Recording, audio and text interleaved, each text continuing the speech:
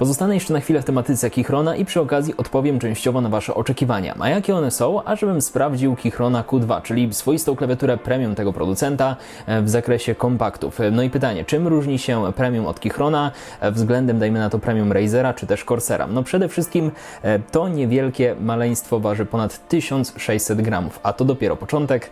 Zapraszam do oglądania.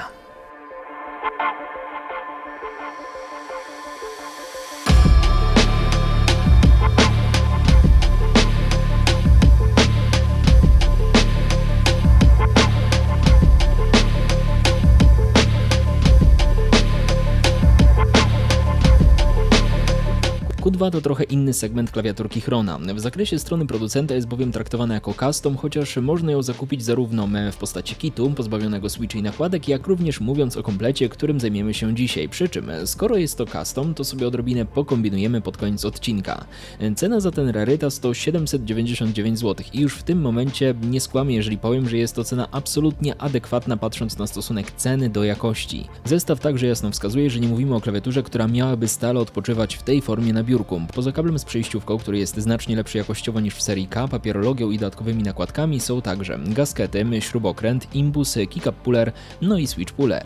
Ten zestaw wygląda bardzo ciekawie pod kątem ingerencji w samą klawiaturę i wszystko dlatego, że owszem, producent taką ingerencję umożliwia, ponieważ sama modyfikacja czy też kustomizacja Q2 jest banalnie prosta. Wystarczy mieć chęci oraz fundusze, żeby z Keychrona Q2 stworzyć coś naprawdę bardzo, ale to bardzo ciekawego i opartego o jeszcze wyższej jakości podzespoły. Czy jednak taka klawiatura jakkolwiek rozczarowuje po wyciągnięciu z pudełka? W żadnym razie. Po pierwsze, jest to produkt wykonany fenomenalnie. Dwie połówki obudowy, jedna górna, druga dolna, to lite kawałki grubego aluminium. Świetnie wyprofilowane, dobrze spasowane, zachowują surowy, ale jednocześnie bardzo elegancki wygląd. Na tyle switch do przejścia między Windowsem oraz Maciem, chociaż jest wsparcie także dla Linuxa, jak i port USB. Notabene to także znacząco ułatwia dopasowanie dodatkowego kabla, który nie zachodzi już od boku, tylko przykładowo właśnie jako ładna spirala będzie wpięty od góry.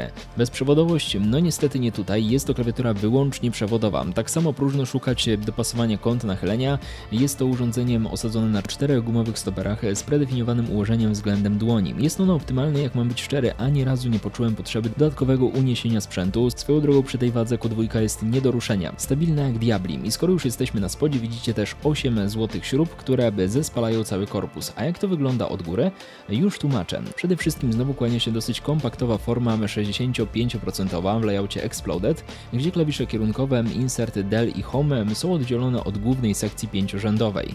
Kickupy także zwracają uwagę. Profil OSA. Producent sugeruje rozpatrywać to jako standardowy OM z bardziej zaoblonymi bokami i tutaj ciekawostka, na ten sam pomysł wpadło również Akko ze swoimi ASA. Generalnie jest to właśnie zderzenie profilu SA z OM, co pozwala zachować standardową wysokość i dosyć ciekawy kształt. Oczywiście tutejsze kickupy to PBT-ki double shoty z dosyć gładką strukturą. Symbole ułożone centralnie, nie przypuszczają one obecnego podświetlenia RGB, natomiast warto wspomnieć, że czerwone akcenty no niestety z tym podświetleniem odrobinę sobie nie radzą i pojawiają się tutaj przebłyski w całym kickupie.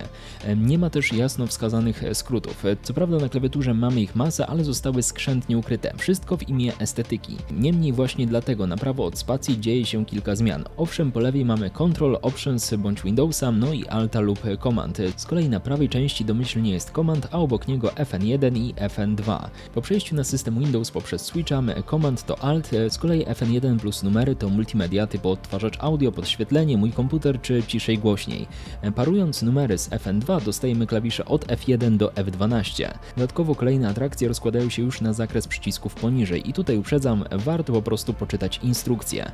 Co do aplikacji, Keychron idzie w kierunku VIA, oprogramowanie, które wykorzystuje mnóstwo klawiatur, przy czym jest to soft działający dosyć nieszablonowo i z perspektywy klasycznych apek może być on wręcz odrobinę irytujący. Otóż w przypadku Q2 otwieracie VM, gdy klawiatura jest podpięta, trzeba zaimportować szablon klawiatury, a następnie możecie podpiąć sprzęt i przejść do modyfikowania. Niestety na Reddicie od tygodni wiszą posty o tym, że każdorazowa modyfikacja samego layoutu wymaga tego procesu, czyli odpinania szablonu i dopiero coś się dzieje, przy czym jeżeli pominiecie krok, niestety może wywalić Wam crasha. Zakładka podświetlenia również crashuje VIA, więc modyfikacji wykonujecie w tym wypadku przez QMK Lightning. I powiem Powiem tak, gdyby to wszystko działało za pstryknięciem palca, pewnie byłoby zbyt idealnie, natomiast tutaj VIA zwyczajnie trochę zawodzi. Owszem, daje gigantyczne spektrum modyfikacji, co do tego nie mam cienia wątpliwości, natomiast ten brak stabilności w przypadku Q2 jest największym zarzutem, jaki można mieć do całego sprzętu. Jak pewnie zauważyliście, dosyć szybko przeskoczyłem przez samą budowę zewnętrzną klawiatury, ale to też dlatego, że nie ma tutaj jakichś elementów szczególnych. Klawiatura też nie ugina się, nie skrzypi, ale w sumie próżno by było szukać tutaj podobnych atrakcji w sytuacji, gdy mamy aluminium CNC, no i taką gigantyczną wagę. Ale muszę przyznać, że również zależało mi na tym, żeby jak najszybciej przejść do wnętrza klawiatury, a następnie odrobinę ją zmodyfikować. Otóż po pierwsze, ta klawiatura to inny sposób mocowania samej płytki, mianowicie gasket. Jest to mocowanie, które ostatnio rzeczywiście zyskało trochę rozgłosu. Chodzi o to, że plate wraz z PCB nie jest przykręcany do spodu obudowy, jak to często bywa. Zamiast tego całość zawieszono między dolną a górną częścią skręconego korpusu na takich specjalnych piankach. Efekt jest następujący. Uzyskujemy trochę inną akustykę, a przede wszystkim powiedzmy miękkość podczas pisania. Niezależnie od tego, gdzie na klawiaturze dociśniecie klawisz, widać, jak ugina się cała płytka. Ta sprężystość jest zwyczajnie przyjemna, aczkolwiek miałem prywatnie klawiaturę na gaskecie, aktualnie ponownie na Traymoncie i nie czułem aż tak diametralnej różnicy przy moich switchach, przy moim sposobie pisania, więc traktujcie to bardziej jako atut przez pryzmat własnych preferencji i właśnie tego, jak mocno klikacie. Idąc dalej, urządzenie jest w 100% wypełnione, pianka na spodzie, dodatkowe wypełnienie między plate'em a PCB, akustycznie bardzo przyjemny zabieg, chociaż w ogóle akustyka tutaj jest dosyć ciekawa, ale o tym później. Następna zaleta, stabilizatory są przykręcone do PCB, przesmarowane, więc pracują zdecydowanie ciekawie. Jedyny zarzut wobec nich, prywatnie dorzuciłbym tam odrobinę więcej smaru, ale nie ma żadnych przeszkód, w końcu można je wyjąć, dosmarować i po sprawie. Płytka z hot swapem i soketami Gaterona. Mamy tutaj wsparcie dla 3 i 5 pinów oraz układ południowy diod, co oznacza, że switch wchodzi odwrotnie do samej klawiatury, a to umożliwia lepszą zgodność z różnymi profilami nakładek, w szczególności Cherry. I na dokładkę stokowo są tutaj Gateronem, akurat w moim przypadku są to G Pro Blue, więc nie pozostają one przesmarowane ze względu na swoją specyfikę. Jeżeli wybierzecie czerwone, będą one przesmarowane, natomiast wracając do moich, posłuchajcie, jak one brzmią.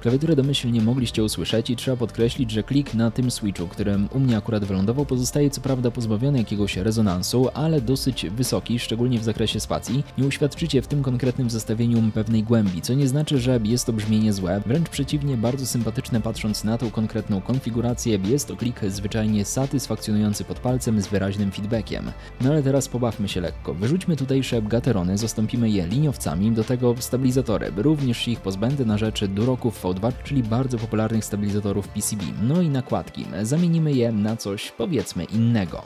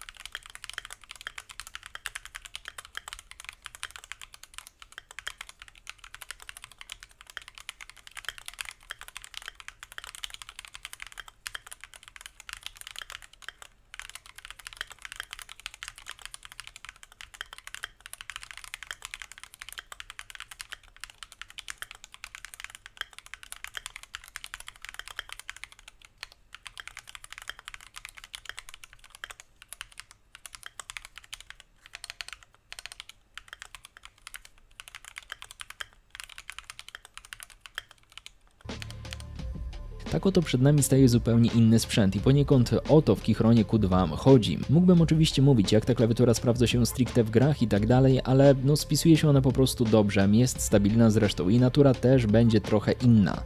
To urządzenie dla każdego, dla gracza, dla osoby chcącej wieloplatformowości Mac, Linux, Windows, czy też dla miłośnika klawiatur, który w rozsądnej cenie chce otrzymać kompletną klawiaturę wysokiej jakości. W zasadzie próżno szukać w tej klawiaturze jako konstrukcji jakichś większych niedociągnięć. Dla części z Was będzie to brak możliwości regulacji kąta nachylenia, natomiast on jest tutaj naprawdę bardzo optymalnie ustawiony.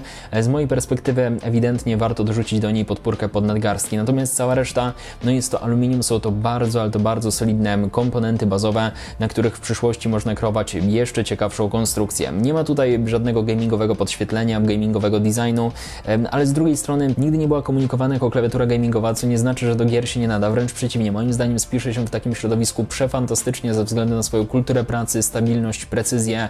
No ogólnie z tej klawiatury korzysta się po prostu bardzo, ale to bardzo dobrze. Natomiast no, pozostaje ona w dużej mierze skierowana do entuzjastów, bo de facto właśnie tak wygląda coś więcej w świecie klawiatur, przy czym cena pozostaje bardzo atrakcyjna. Ogólnie Q2 kupicie również w innych wersjach kolorystycznych oraz możecie natrafić na wariant z gałką zamiast inserta do zmiany głośności. Generalnie jest to inny poziom realizacji urządzenia i poza tym, że VIA ma jakieś delikatne bugi, które mam nadzieję, że w przyszłości zostaną wyeliminowane, no to jestem w stanie z ręką na sercu powiedzieć, że w tym momencie jest to najlepsza 65% klawiatura, którą jesteście w stanie kupić w sklepie XCOM, natomiast z tego co mi wiadomo również nadchodzi Q1, która jest w zasadzie tą samą klawiaturą, natomiast w wariancie 75%, więc również tam najlepsza 75% do nas niedługo trafi. Także to wszystko ode mnie na dzisiaj. Wy koniecznie dajcie znać w komentarzach, co sądzicie o Q2. No, moje serce zdecydowanie skradło, było to bardzo, ale to bardzo przyjemne doświadczenie spotkać się z taką klawiaturą, czymś innym niż te wszystkie komercyjne propozycje, które zalewają rynek. Tutaj jest to postawione o te 2 spokojnie, a może nawet i 4 oczka wyżej. Trzymajcie się ciepło, do usłyszenia w kolejnych nagraniach. Na razie.